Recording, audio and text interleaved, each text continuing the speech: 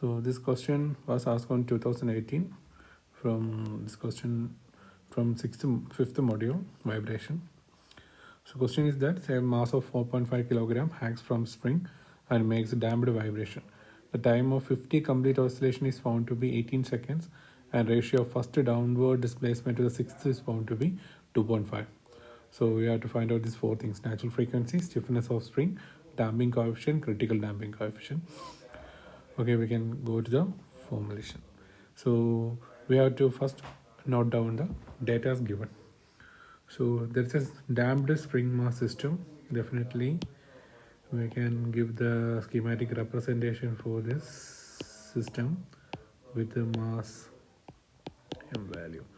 So let K be the stiffness of spring and C the damping coefficient. So governing differential equation for this particular formulation is mx double dot plus cx dot plus kx is equal to 0, since it's a free damped vibration. So standard formula we can write that Cm x dot plus k by m x equal to 0. Given that mass is equal to 4.5 kilogram. Then next data they given that the 50 complete oscillation is found to be in 18 seconds. Therefore, time period of one oscillation we can say number of time taken divided by number of oscillation, 9 by 25 we can write out.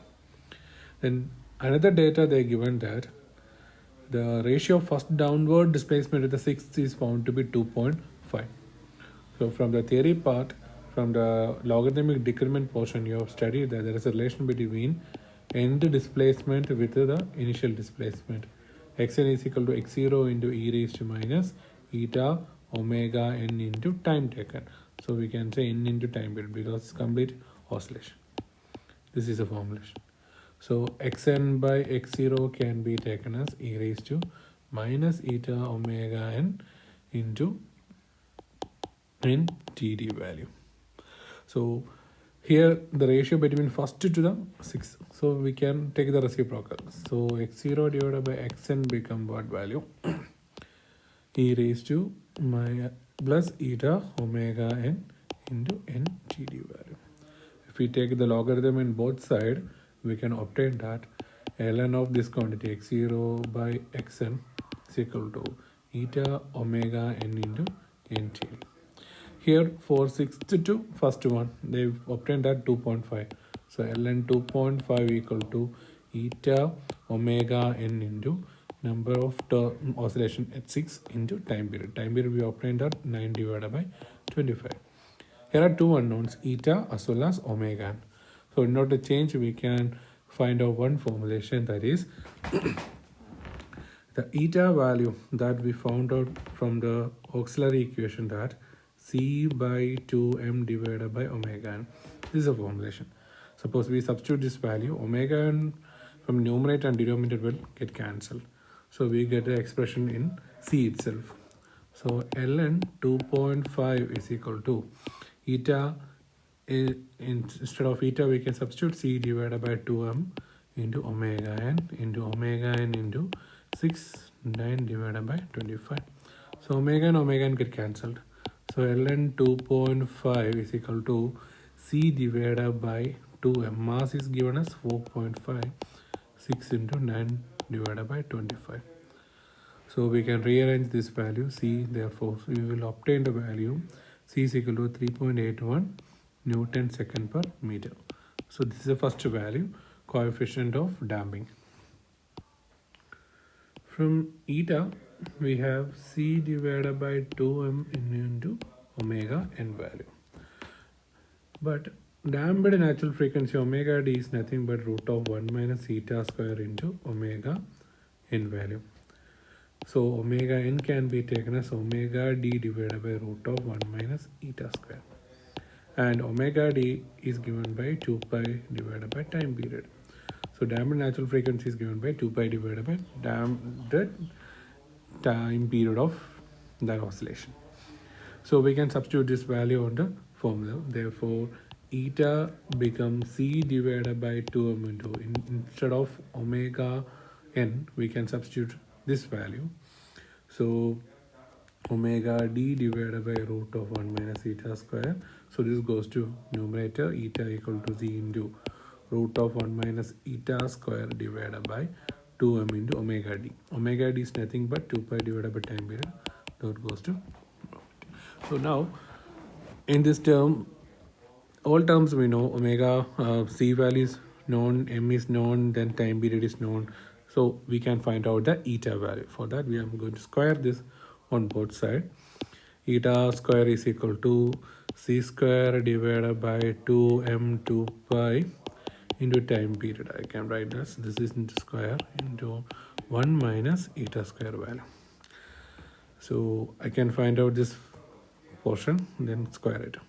So that value is given us. So by calculating this term is obtained as 0.024 square of this quantity 1 minus eta square. So while solving this quantity, we can open the bracket and bring eta square into one side. You will get 1 plus 0.024.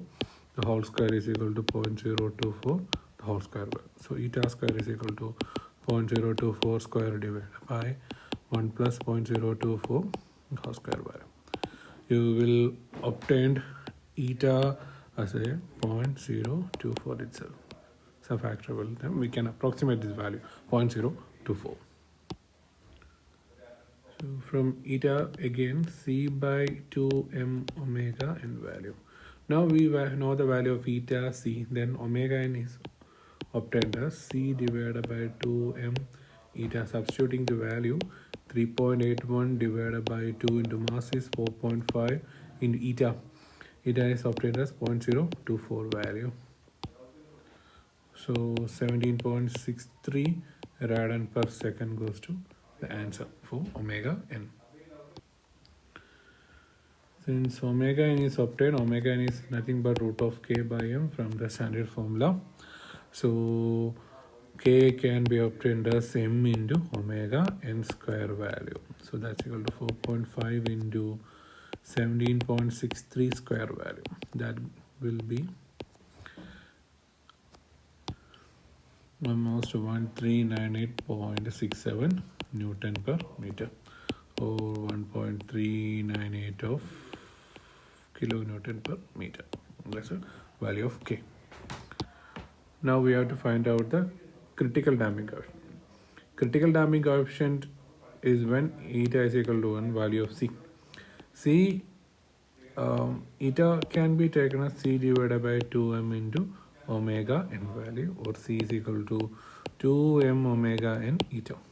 For critical damping, eta value goes to 1. Therefore, cc is equal to 2m omega n. So 2 into 4.5 into 17.63, that is almost 158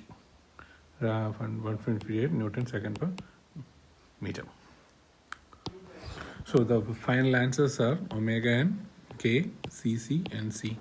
Eta also found out. Thank you.